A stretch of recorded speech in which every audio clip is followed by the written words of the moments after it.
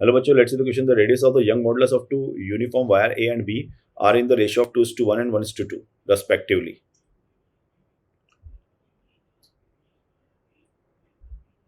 The radius and young modulus, ठीक है.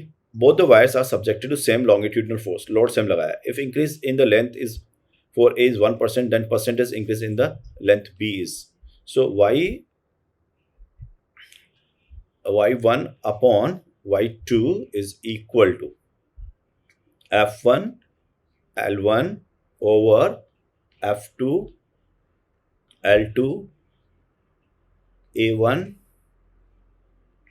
del L1 A2 del L2. क्या ये लिख सकता हूं? क्योंकि y कुछ नहीं होता, FL upon A into del L होता है. चलो दोनों को डिवाइड कर लिया अपन. अब क्या क्या सेम है देखो. सेम फोर्स काटो और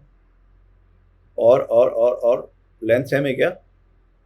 if increase in the length wire is 1%, that percentage in length B. Radius and young modulus and B, two student, both the wires are subject to same longitudinal force. अब यार ये length के बारे में बताया गया. If increase in the length of wire A is 1%, सो अपन को del L by L1 दे दिया उसने. चलो मैं बताता हूँ क्या दिया उसने. y1 upon y2 percentage error दिया उसने ना. तो ये तो फोर्स से फोर्स तो गया, और डेल L1 बाई L1 ऊपर हो गया, डेल L2 बाई L2 ऊपर हो गया.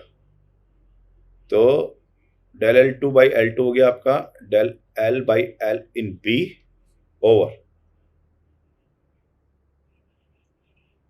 और ये हो गया आपका R2 का स्क्वायर क्योंकि A2 ऊपर है, और del L by of L2 यानी B है अपना, है ना. Del L by L A is equal to R square of A. तो अब ये y1 अपॉन y2 कितना दिया है रेशो? यंग 1/2.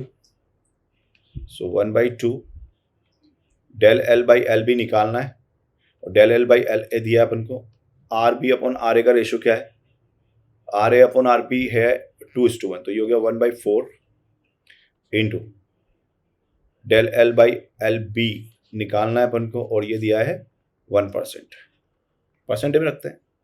सो 2 से 2 गया. सो बच्चों del L by L B जो आया वो 2% आ गया. So answer is 2. C option is correct. All the best.